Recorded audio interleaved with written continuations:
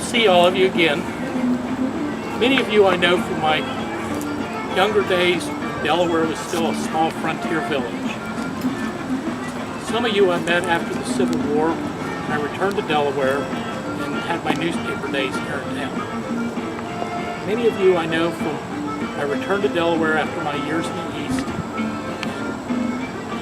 So I'm happy to tell you my story. I was born in 1828 here in Delaware and christened Samuel Albright. My father, Gottlieb Albright, was from Germany. My mother, Maria, was from Switzerland. My father's vocation as a blacksmith was a decidedly useful trade on the Ohio frontier.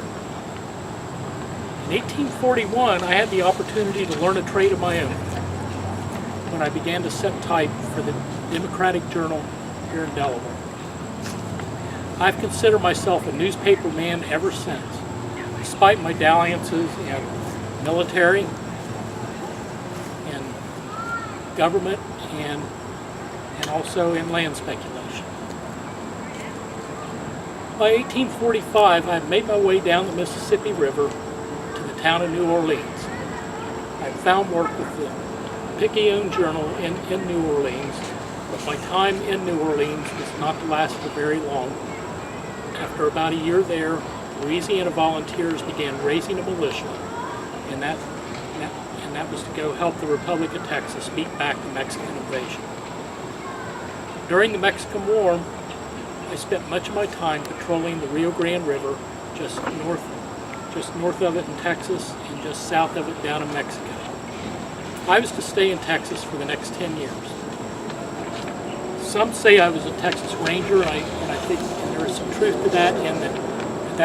In those days, if you were young, you could ride a horse well, you could handle a weapon, you were going to be a ranger. We spent much of our rangering time patrolling, protecting survey crews and settlers. In 1856, opportunity presented itself for me to go up the Mississippi River to the territory of Minnesota. Partially I wanted to go there to check on bounty land that was due me through my Mexican War service.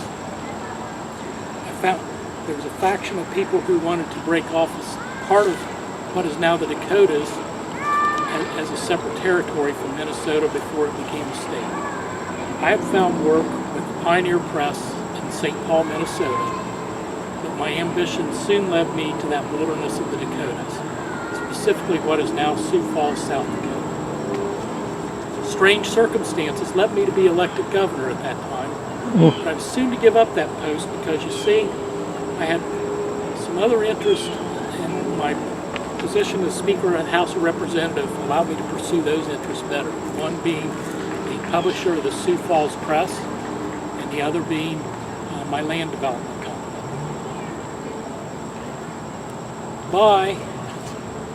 Right before the Civil War in 1860, I was to go back down the river to Missouri and had an opportunity to start the Missouri Daily Tribune. That paper was destined to die because it was a bad time to start a paper with all the hostile climate leading up to the Civil War. Right after the war rebellion started, I caught on as a civilian staff with an old Mexican War veteran, General Charles Smith. General Smith was chief cavalry officer on the Western Front for General Grant. General Smith was unfortunate to die right before the Battle of Shiloh of disease, so I began making my way back to Delaware. In 1866, I started the Delaware Journal-Herald, and that paper still exists today. And I left it under the stable leadership of Mr. J.D. Knowles and left for the East. The last 30 years I've spent working for various newspapers in the East. And newspapering is something I consider the most noble of professions. At the beginning of the 20th century, my health is not what I would like it to be, but I'm appreciative of my nephew allowing me to live on Park Street here in Delaware, and I hope to soon go to the Old Soldiers' Home in Dayton, Ohio. There I will be waiting on what we military men call a call of the last butte, of the Great Butte. I thank you for your interest in my story.